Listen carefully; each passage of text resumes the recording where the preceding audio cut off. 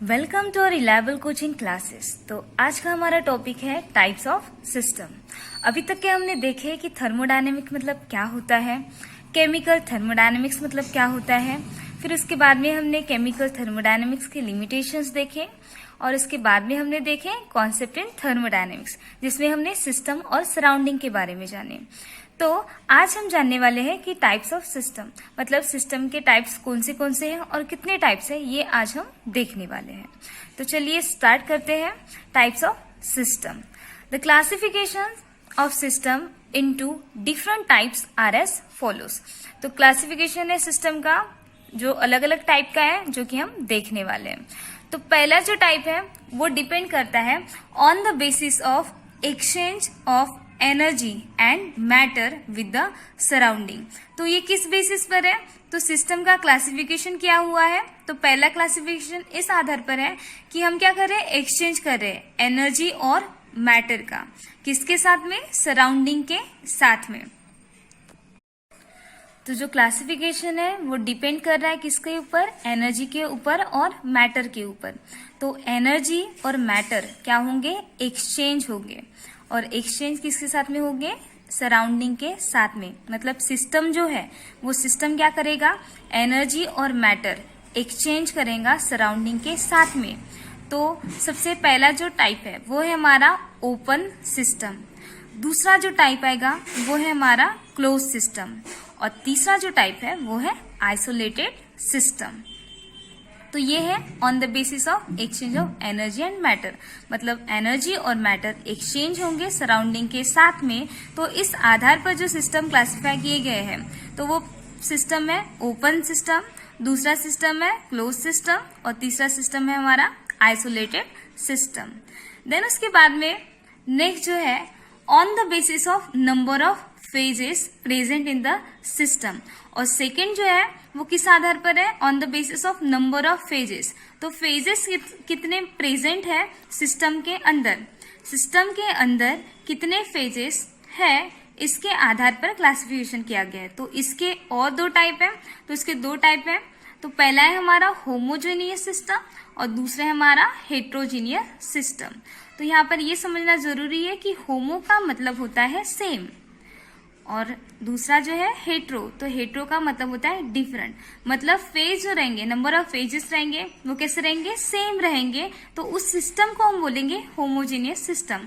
और heterogeneous system का मतलब क्या हो जाएगा कि डिफरेंट फेजेस रहेंगे, तो उसको हम बोलेंगे हेट्रोजीनियस सिस्टम। तो सबसे पहले हम जानेंगे ओपन सिस्टम के बारे में। तो ओपन सिस्टम के बारे में हम डिटेल में जानने वाले हैं। तो ये हमारा ओपन सिस्टम। तो चलिए देखते हैं ओपन सिस्टम मतलब होता क्या है। Open system, a system which can exchange both energy and matter with the surrounding is called as open system. मतलब ऐसा सिस्टम, अ सिस्टम एक सिस्टम है विच कैन एक्सचेंज, वो क्या कर रहा है? एक्सचेंज कर रहा है बोथ दोनों को। किसको? Energy and matter. तो एनर्जी और मैटर दोनों को एक्सचेंज कर रहा है सिस्टम विथ द सराउंडिंग। और किसके साथ एक्सचेंज कर रहा है? सराउंडिंग के साथ में एक्सचेंज कर रहा है। उसी को हम बोलेंगे ओपन सिस्टम।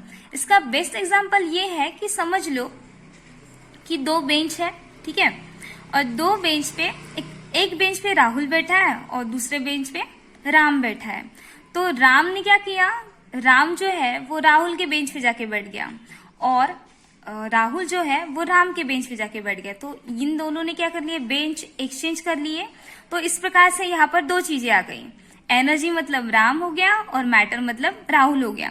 तो और बेंचेस कौन से हैं? बेंचेस हमारा एक सिस्टम है और दूसरा जो बेंच है उसका नाम है सराउंडिंग। तो एनर्जी, तो सिस्टम में क्या हुआ कि एनर्जी और मैटर दोनों क्या हो गए? एक्सचेंज हो गए और सिस्टम से वो कहाँ पे चले गए? सराउंडिंग में चले गए। तो उसी सिस्टम को हम बोलेंगे ओपन सिस्टम। मतलब एनर्जी और मैटर, एनर्जी और मैटर किसका? सिस्टम का। सिस्टम का एनर्जी और मैटर दोनों ही सराउंडिंग में चले गए, तो उसी सिस्टम को हम बोलेंगे ओपन सिस्टम। तो इसका एग्जाम्पल दिया हुआ है। एग्जाम्पल ये है कि water is taken in a open beaker for boiling. तो इसका एग्जाम्पल ये है कि वाटर है, ठीक है, पानी को हमने क्या किए, उसको हमने एक ओपन बीकर में रखे, मतलब एक पतीला ले लिए, उसमें हमने पानी डाल दिए और उसको हम क्या कर रहे हैं, बॉईल कर रहे हैं, मतलब उस पानी को हम उबाल रहे हैं। और वो जो बीकर है, मतलब वो जो पतीला है वो कैसा ओपन है, हमने उसको ढककर नहीं रखे हैं।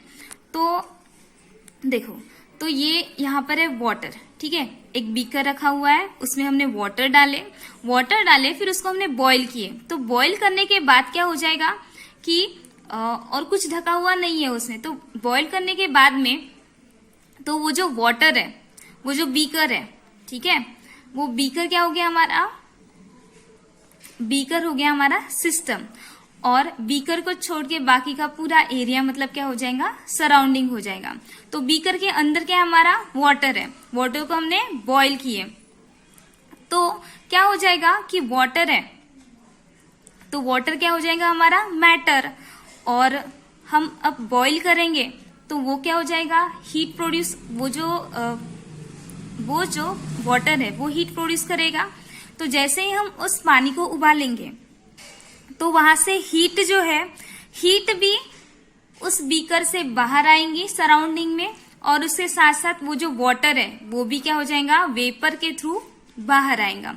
तो इस प्रकार से वाटर मतलब मैटर जो है वो भी सराउंडिंग में चला गया, और जो हीट थी जो कि एनर्जी के फॉर्म में है वो भी बाहर चली गई।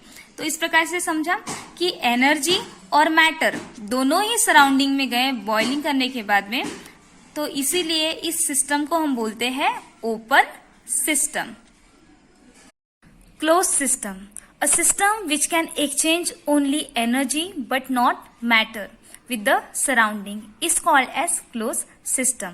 मतलब ऐसा सिस्टम जिसमें क्या हो रहा है कि एक्सचेंज ओनली एनर्जी, सिर्फ एनर्जी एक्सचेंज हो रही है, बट नॉट मैटर, लेकिन मैटर जो है वो एक्सचेंज नहीं हो रहा है सराउंडिंग के साथ में। तो उसको हम बोलेंगे क्लोज सिस्टम। मतलब हमने देखे कि सबसे पहले ओपन सिस्टम में क्या हुआ कि एनर्जी और मैटर दोनों ही एक्सचेंज हुए सराउंडिंग के साथ में, लेकिन क्लोज सिस्टम में क्या होगा कि जो एनर्जी है वही एक्सचेंज होगी, मैटर एक्सचेंज नहीं होगा सराउंडिंग के साथ में। तो उसको हम बोलेंगे क्लोज सिस्टम। तो इसका एग्जाम्पल है water taken in a seal vessel for boiling. हम क्या कर रहे हैं कि एक बीकर ले लें, और बीकर जो है उसको हमने क्या करें, सील किए हुए हैं, मतलब हमने एक ढक्कन लगा दिए हैं। तो जब हम वाटर को क्या करेंगे, बॉईल करेंगे, तो बॉईल जब हम करेंगे तो क्या हो जाएगा, वहां से हीट जो है वो तो बाहर आ जाएगी, ठीक है, सील होने की वजह से हीट जो है वो तो बाहर आ जाएंगी, लेकिन वाटर जो है वो बाहर नहीं आ पाएगा। और वाटर क्या हमारा मैटर, और हीट क्या हमारी एनर्जी, मतलब एनर्जी है वो बाहर आ गई सराउंडिंग में, लेकिन वाटर जो है वो बाहर आ पाया क्या, नहीं आ पाया। मतलब इसी से ये समझ में आता है कि एनर्जी एक्सचेंज हुई सराउंडिंग के साथ में, लेकिन मैटर एक्सचेंज नहीं हुआ। तो ये एग्जाम्पल था क्लोज सिस्टम का।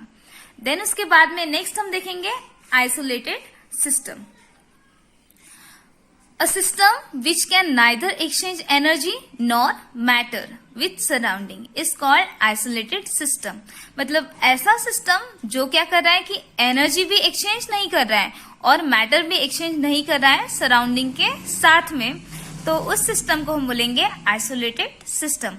जैसे हमने ओपन सिस्टम में क्या देखे कि एनर्जी और मैटर दोनों एक्सचेंज हो रहे थे सराउंडिंग के साथ में। क्लोज सिस्टम में हमने देखे कि सिर्फ एनर्जी एक्सचेंज हो रही थी, मैटर एक्सचेंज नहीं हो रहा था।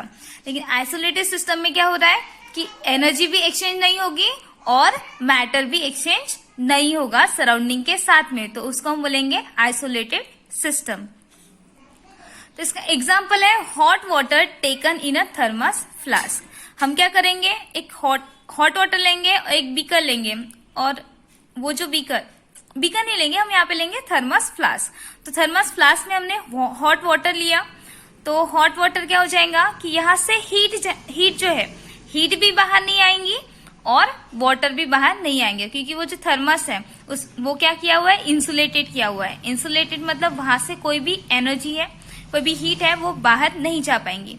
तो यहाँ पे हीट मतलब एनर्जी वो भी सराउंडिंग में नहीं जा पा रही है, और मैटर जो है मतलब वाटर है वो भी सराउंडिंग में नहीं जा पा रहा है। तो ये एग्जाम्पल है आइसोलेटेड सिस्टम का। तो यहाँ पर हमारे सिस्टम की जो टाइप्स है वो खत्म हो गए। अगर आपको हमारा ये वीडियो अच्छा लगा है तो लाइक, शेयर और सब्सक्राइब जरूर करें। Thank you.